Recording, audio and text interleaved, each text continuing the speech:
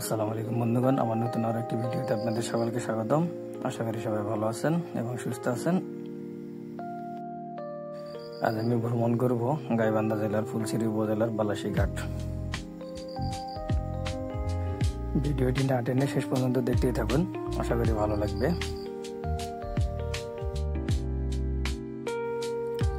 আপনি যদি আমার চ্যানেলে নতুন হন তাহলে অবশ্যই চ্যানেলটি সাবস্ক্রাইব করে পাশেই থাকবেন। লাইক, কমেন্ট এবং শেয়ার করতে ভুলবেন না।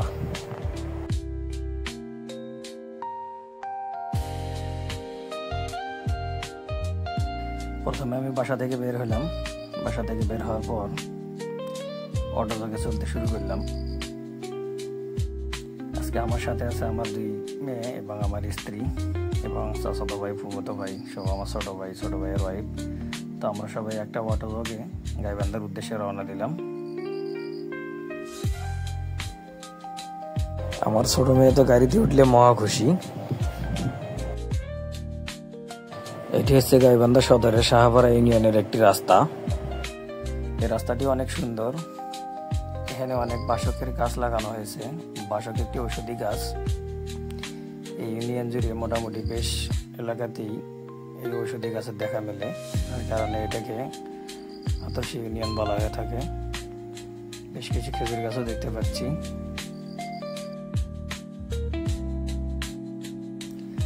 দেখতে দেখতে আমরা গাইবান্ধা পলাশবাড়ি মহাসড়কে উঠে পড়লাম। এখন আছি তুলসীঘাট নামক জায়গায়।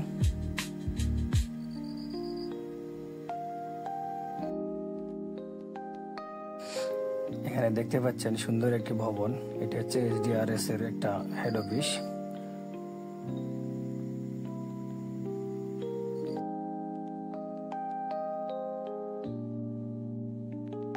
আমরা এখন গাইবান্ধা রেলগেটে অবস্থান করছি। গাইবান্ধা রেলগেট দিয়ে আমরা পৌর পার্কে প্রবেশ করলাম। দেখতে পাচ্ছেন পৌর পার্কের পুকুর। এখানে একটি কৃষ্ণচূড়া গাছ, অনেক ফুল ফুটেছে।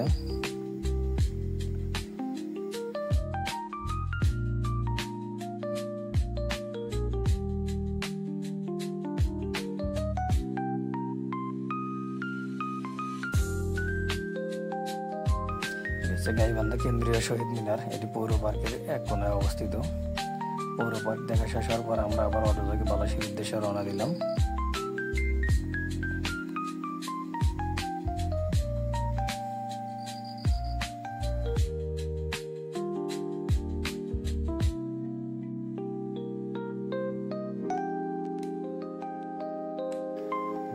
চলতে চলতে আমরা পুলবন্দি ব্রিজের কাছে এসে গেলাম। দেখতে পাচ্ছেন একটি পুরাতন ব্রিজের পাশে আর একটি নতুন ব্রিজ। কিছুদিন আগে ব্রিজটা নিয়ে নিউজ করা হয়েছিল।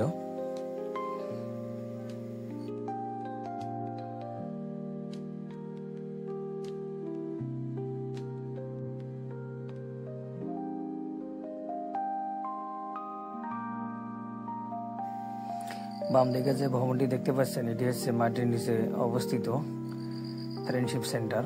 আমরা এখানে ঢোকার জন্য ইচ্ছা পোষণ করি। তো বলছে যে এখানে ঢুকতে হলে আগে ইনফরমেশন দিতে হয় একদিন আগে। তা আমাদের এটা জানা ছিল না। আপনারা যদি কেউ ভ্রমণ করে আসতে চান তাহলে অবশ্যই একদিন আগে কর্তৃপক্ষের সাথে কথা বলে নেবেন।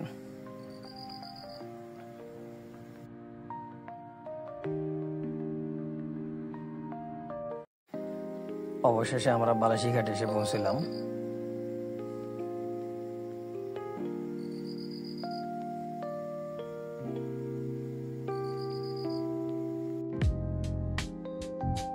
এখানে একজন কিছু কথা বলতেছেন, কিন্তু আমার মাইক্রোফোনে সমস্যা থাকার কারণে তার কথাগুলো রেকর্ড করতে পারিনি, এজন্য দুঃখিত। সে এখানকার পরিস্থিতি নিয়ে কথা বলেছেন। এখানে প্রচুর যানজট হয়, আইন শৃঙ্খলা বাহিনী নাই, সে ব্যাপারে কিছু বলছেন।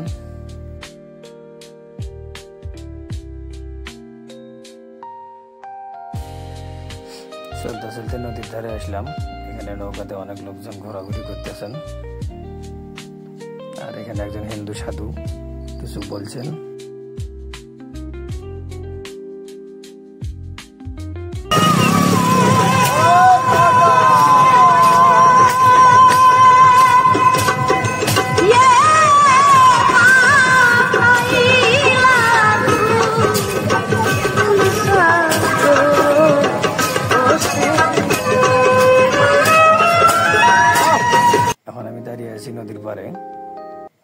নৌকার জন্য অপেক্ষা করতেছি। আজকে নদীতে অনেক স্রোত এবং পানি অনেক ঘোলা। ভিডিওতে তাকালেই দেখতে পারবেন কি পরিমাণ নদীতে স্রোত। অবশেষে আমরা নৌকাতে উঠে পড়লাম। আমার সাথে আছে আমার ছোট ভাই রিয়াজুল। সে তো সানগ্লাস চোখে দিয়ে একদম ফুল মুডে আছে। নৌকায় আরো অনেক লোক আছেন আমাদের সাথে। যেদিকে তাকাবেন শুধু পানি আর পানি।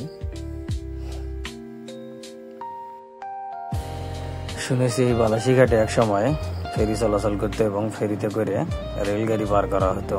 এখন সেটা আর নাই, এখন শুধু কিছু নৌকা চলে 2-3টে রুটে।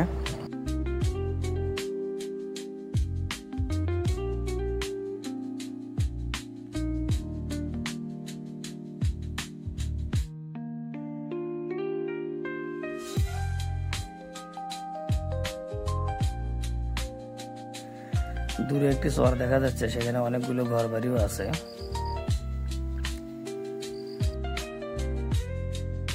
এখানে না আসলে বোঝা যাবে না যে চরের মানুষের কি দুঃখ কষ্ট। এত অতই পানি দেখে যেখানে আমাদের বুক ধুরপুর ধুরপুর করতেছে, সেখানে তারা প্রতিনিয়ত জীবনের সাথে যুদ্ধ করে চলাফেরা করে। বাজার করা, মাঠ ঘাট, চিকিৎসা সবকিছু তারা এই নৌকার মাধ্যমেই করে থাকেন। বর্ষার সময় যদিও তাদের জন্য এটা সহজ হয়, কিন্তু শুকনো মৌসুমে অনেক কষ্ট পায়, এটাই এগুলো করতে হয়। আপনারা যদি নৌকায় ঘুরতে চান, এখানে ছোট বড় অনেক ধরনের নৌকা আছে এবং স্পিড বোটও আছে। স্পিড বোটে ঘুরতে হলে আপনাকে জনপ্রতি 100 টাকা করে গুনতে হবে, এবং আপনি যদি ছোট ছোট নৌকা রিজার্ভ নিতে চান, সেখানে 500 থেকে 1000 টাকার ভিতরে আপনি নৌকা পেয়ে যাবেন। এবং অনেকজন মিলে যদি তারা কিছু দূর পর্যন্ত ঘুরায়, যদি যেতে চান, তাহলে জনপ্রতি 20 থেকে 30 টাকাতে আপনাকে অনেকটা পথ ঘুরিয়ে নিয়ে আসবে।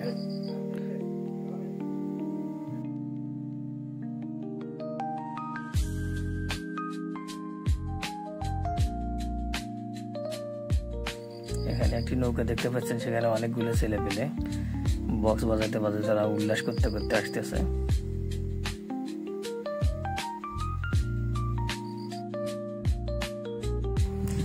এখন আমরা নদীর মাঝখানে দাঁড়িয়ে নিজেদের মুহূর্তটাকে ক্যামেরা বন্ধ করে রাখতেছি।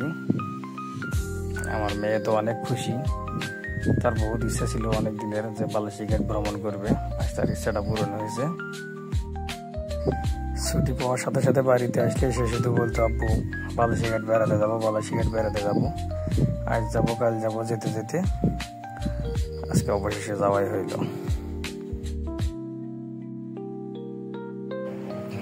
আজকে আকাশে প্রচন্ড রোদ থাকার কারণে আমরা নদীতে বেশিক্ষণ অবস্থান না করে চলে আসার জন্য সিদ্ধান্ত নিলাম। আমাদের ইচ্ছা ছিল দূরের ওই চরটা ভ্রমণ করা, কিন্তু তার হয়ে ওঠেনি রোদের কারণে। ঘোরাঘুরি শেষ করে আমরা এখন কিনারার কাছাকাছি চলে এসেছি। এখানে একটি স্পিড বোট যাচ্ছে। স্পিড বোটে উঠতে হলে আপনাকে জনপ্রতি 100 টাকা করে গুনতে হবে। আপনি যদি চান তাহলে রিজার্ভ নিয়েও ঘুরতে পারবেন।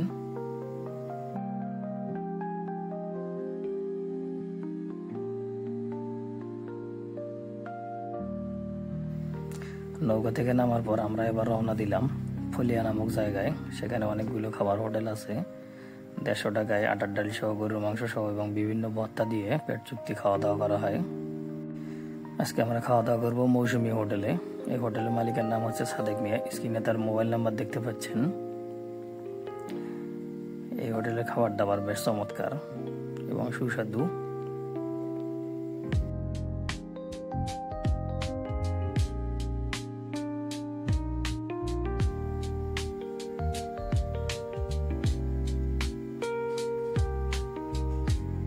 এখানে বাবুর্চি খাবারগুলো দেখাচ্ছেন আমাদেরকে এবং খাবারের গুণগত মান সম্পর্কে বর্ণনা করছেন। আমরা বললাম আমরা আগে খেয়ে দেখি কেমন।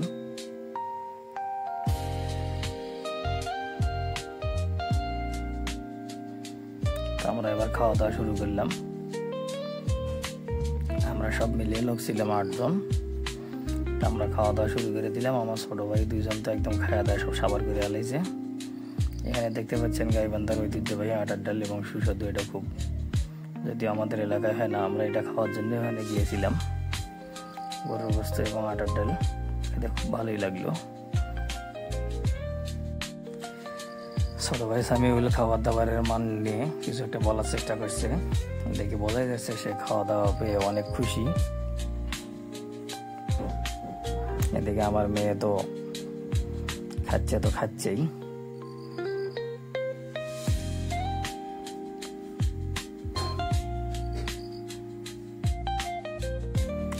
পরিবারের একসাথে 8-9 জন লোক খাওয়া দাওয়া করলে ভালোই লাগে, মনে হচ্ছে যেন কোনো বিয়ে বাড়িতে খাওয়া দাওয়া করছি।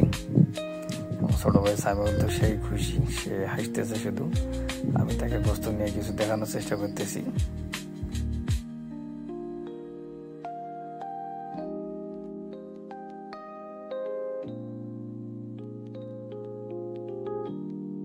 আমার হাতে ক্যামেরা দেখে হোটেল মালিক বলতেছে, ভাই আমার হোটেলটা একটু প্রচার করে দেন। তার মুখে শুনুন। আপনারা গাইবান্ধা জেলার ঐতিহ্যবাহী মৌসুমী হোটেল অ্যান্ড রেস্টুরেন্ট আপনারা পাচ্ছেন। গরু মাংস দিয়ে আটার ডাল, এটা খুব গাইবান্ধা জেলার কোনো শৌখিন খাবার। আপনারা যদি খেতে চান আসেন, মৌসুমী হলে আসেন, একদিন হলেও আসেন, আসে খেয়ে দেখি যান, আর সুবিধা আদায় করতে পারবেন ইনশাল্লাহ। আসেন, এটা এরকম আমার দোকানের ঠিকানা মৌসুমী হোটেল অ্যান্ড রেস্টুরেন্ট, সর্দার শিশুবার, বালাসি রোড, ফলিয়ার পাথা। সত্যি হোটেলের পরিবেশ এবং খাবারের মান অনেক ভালো।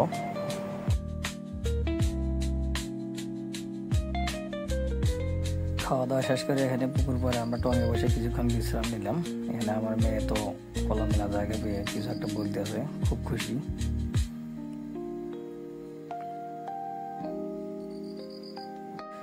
বন্ধুরা, ভিডিওটি শেষ পর্যন্ত দেখার জন্য আপনাদের সকলকে অসংখ্য ধন্যবাদ। সবাই ভালো থাকবেন, সুস্থ থাকবেন। আবার দেখা হবে নতুন কোনো ভিডিওতে ইনশাআল্লাহ। আল্লাহ হাফেজ।